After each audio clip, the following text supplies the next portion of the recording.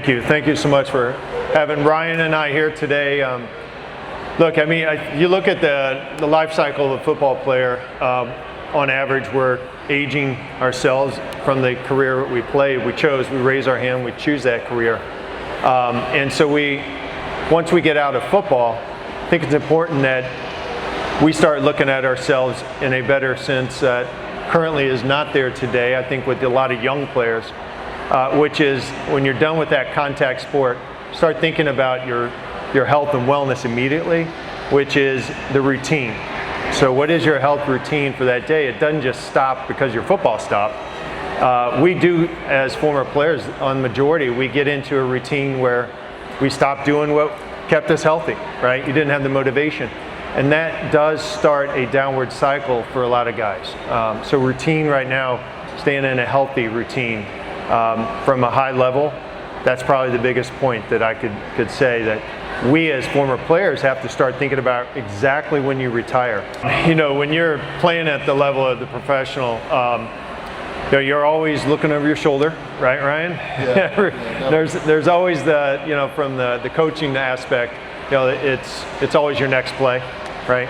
So from the health of my day-to-day routine, I am thinking about what I am going to do for the next day, the night I go to bed.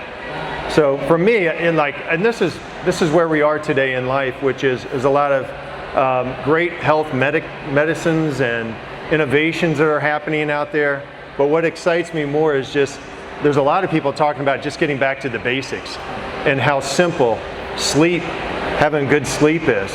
Just touching your toes and just moving and walking, like Ryan was saying. That's just as important and easy for all of us to do. So I'm monitoring. I saw you're wearing an Oura ring. You know, you can get caught up in these kind of statistics and stuff. But for me, I'm starting to measure and I want to see.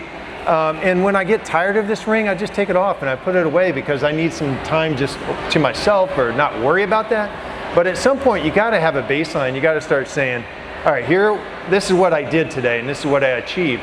And for me, I'm now putting my mind towards my sleep at night is preparing me for the next day. So, look, this topic is relative to, I think, well, everybody in this building eventually will have this topic of caregiving. And Ryan, you know, you're a great advocate for this, you know, what you did with your own journey.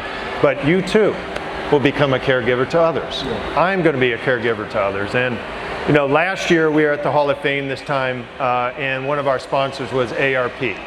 I said, okay, how are we going to talk to some of our crowd that's 50 plus, right? And then the lower crowd.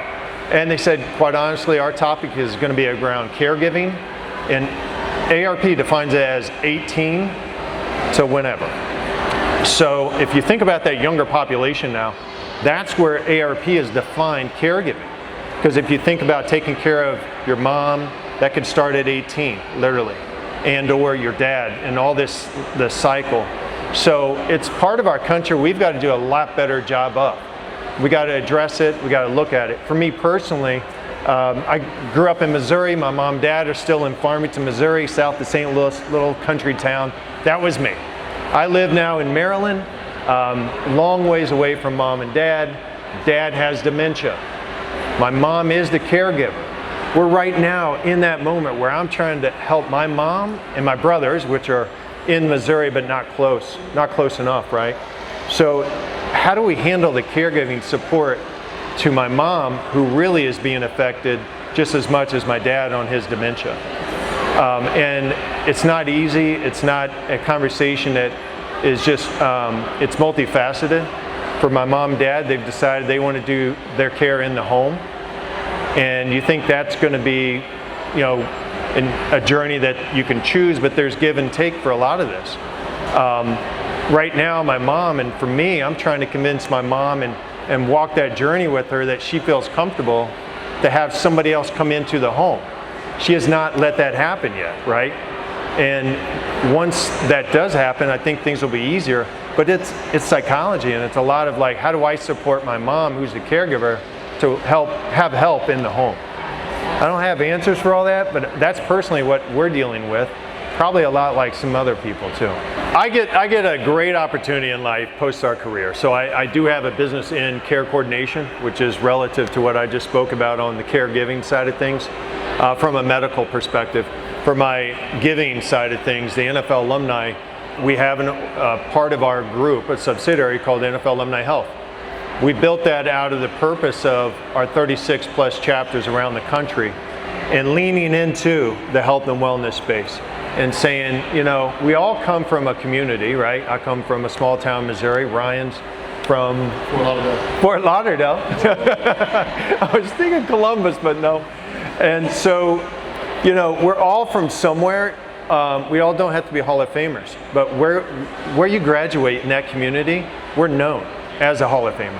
And so we want to give rise to that with the backdrop of health and wellness and everything we talked about. We need to do more of that. We need to be in the community talking about living long, longevity, living right. There's a cost to our health system, right? So how do we help with that? How do we be better prepared with, you know, what is healthy living?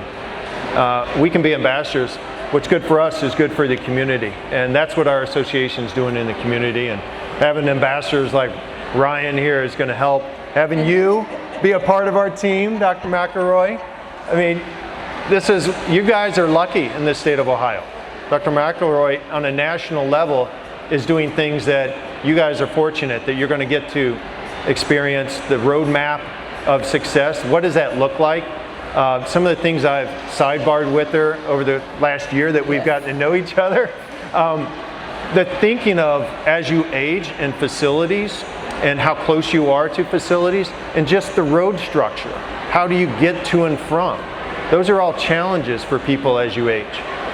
These are things I've learned from you. I'm watching my parents. I'll go back to my parents, and there is, I don't know if they have it around here, but it's called Culver's. Do you guys have Culver's? So,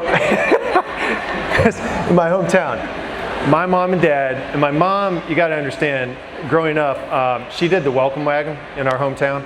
So she literally loved, and I listened to her every day on a phone call as a kid growing up, like welcoming new people to town. So this is not foreign to her, but she literally still today will gather up a lot of her friends and say, Tuesday night is senior night at Culver's, and you get 10% off. And that has been a routine, but what really I think as I watch from afar is that it's a social connection. So I think everybody has to have that social connection with a friend, or else you're going to spiral into a personal journey as you age, and that's not going to be a good place. So I'm encouraging social interaction. Thank you.